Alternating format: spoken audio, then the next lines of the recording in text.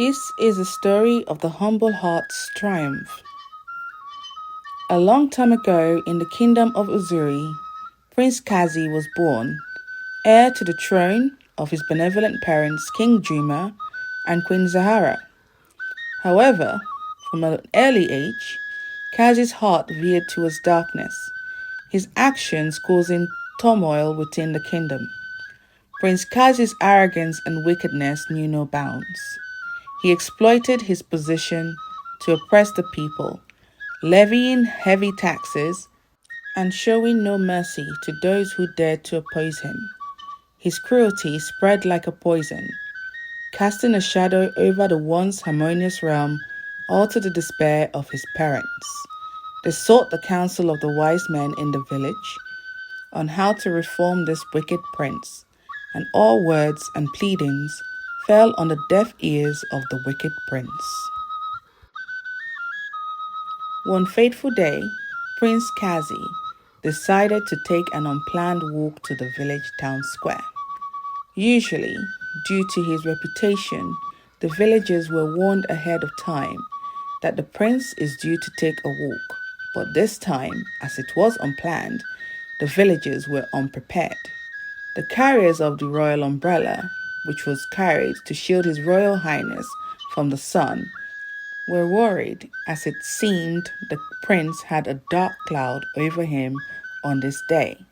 As Prince Kazi and his entourage arrived at the village town square, the villagers were caught unawares and did not greet the prince as promptly or as flamboyantly as he would have liked.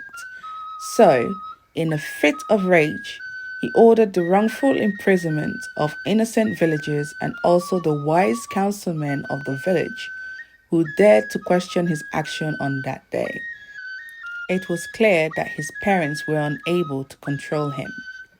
This unjust action stirred unrest amongst the people, tarnishing the kingdom's once pristine reputation. Despite the king and queen's efforts to temper their son's cruelty with kindness, Prince Kazi's heart remained callous. He continued to abuse his power, showing no mercy to those who stood in his way. The breaking point came when Prince Kazi, blinded by his arrogance, ordered the destruction of a sacred forest that provided sustenance and healing to the villagers, and this angered the gods of their land. The village seer had warned the king and the queen that Prince Kazi had to be controlled or he would bring devastation to the land, and now it has come to pass. His reckless decision brought such anger from the gods that the lands were devastated, bringing suffering to countless of innocent creatures. The only way to appease the gods was to banish the wicked Prince Kazi from the Uzuri kingdom.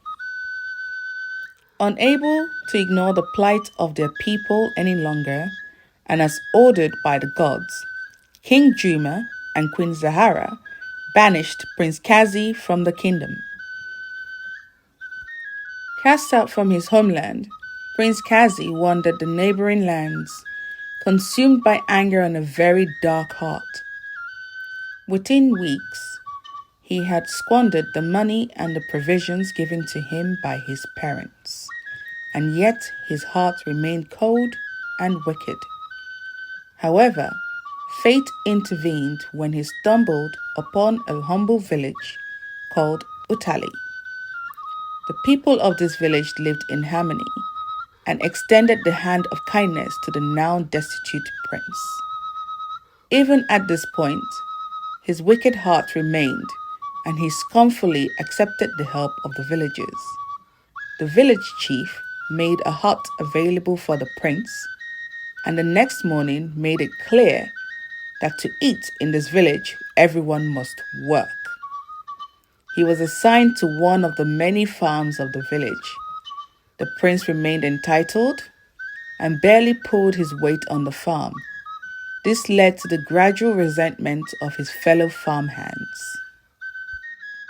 One of the customs of Utali was that in the early afternoons, food was brought to the farmers by the women of the village. One day, as the women arrived with the food, Prince Kazi, remaining entitled, rushed forward ahead of everyone else to get some food, and as usual, he took the choicest and fattest pieces of meat and food. The fellow farmhands were annoyed as he barely worked. They stopped him from collecting any food that day. He was left to eat the scraps to his annoyance. This continued to happen to the extent that Prince Kazi started to work a little harder and befriended one of the farmhands called Rafatu. Rafatu tried to bring Prince Kazi out of his shell and involved him more and more with the life of the village. Among the women who brought food to this farm was a maiden called Nia. She was humble and kind, but did not stand for his nonsense. Prince Kazi had noticed that she was the strictest enforcer of the rule not to feed him until last, and she insisted that he said please and thank you. One day, Prince Kazi worked so hard that the work was completed early. With no more work to do for that day, he offered to help the women carry back the pots and the pans in the hope of spending more time with Nia, who had started to warm towards him. They walked and talked about the village, and he learned more about her family and her life. This became a regular occurrence at least 4 times a week. It was probably the motivating factor to Prince Kazi's hard work on the farm. His fellow farmhands noticed how much more hardworking he had become and teased him about the time he spent with Nia. Kazi actually found Nia to have a gentle spirit and a compassionate heart to all and was loved by all in the village, and this had captured his attention. One fateful day, Prince Kazi and Nia decided to take a walk back to the village using the route that passes the village river. They were talking and laughing and decided to sit by the river to chat a little. As they were spending this time together, they heard a child scream somewhere down the river. Nia sprang up and ran towards the scream, with Prince Kazi following behind. Nia arrived at the scene fast and dived into the raging part of the river to save a child who had fallen in with no thought for her own safety. Prince Kazi was in awe of her selfless act of bravery to rescue this child. He stood by the bank of the river and helped bring them both to the land. Moved by Nia's courage and kindness, Prince Kazi felt a stirring in his heart. He began to question his own actions and the darkness that had consumed him, realizing that true strength lay not in the power and dominance of a person, but in humility and compassion. With Nia's guidance, Prince Kazi embarked on a journey of self-discovery and redemption.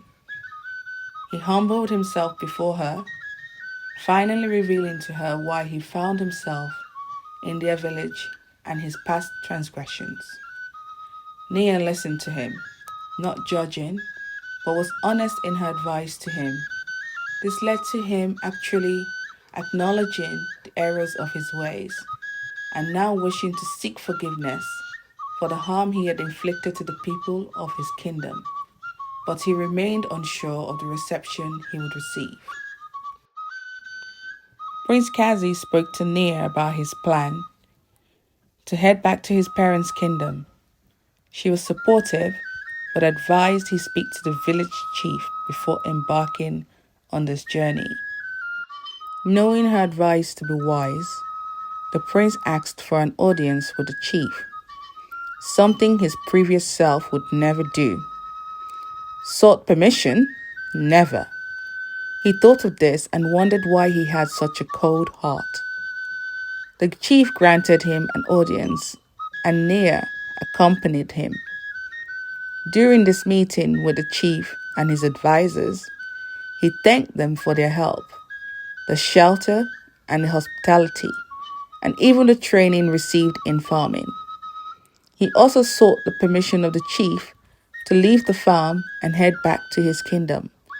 Something that surprised him during this meeting was that Nia also asked for permission to follow him on this journey. The chief was not surprised, as it was in Nia's nature to embark on selfless adventures, and he granted the permission for the journey. And with the council of the advisors, he sent one of the advisors with two other members of the village to accompany them. Together, Prince Kazi and Nia embarked on a quest to right the wrongs of his past and bring healing to the various communities he had wronged along the way. Through their actions, they sought to atone for the pain he had caused and to restore harmony to the land. As they traveled from village to village, Prince Kazi and Nia gradually became beacons of hope and inspiration, spreading love and compassion wherever they went. Their selfless deeds touched the heart of all who crossed their path, and they began to see glimpses of the kingdom they hoped to one day rebuild. The news of their good deeds spread and reached the ears of King Juma and Queen Zahara. They doubted that it was truly their son. Finally, after much soul searching and reflection, Prince Kazi and Nia decided to return to the kingdom of Uzuri, their hearts filled with hope and determination. The king and queen were overjoyed to see their son's transformation, welcomed him back with open arms, and the kingdom rejoiced at the return of a reformed prince. Under Prince Kazi's newfound humility and good nature, the kingdom of Uzuri flourished once more, guided by the principles of humility, compassion, and justice. And so, the tale of the redemption of Prince Kazi and the humble maiden Nia became a cherished legend, a testament to the power of love, forgiveness, and the power of a humble heart. If you enjoyed this story and would like to hear more, please like, share, and subscribe.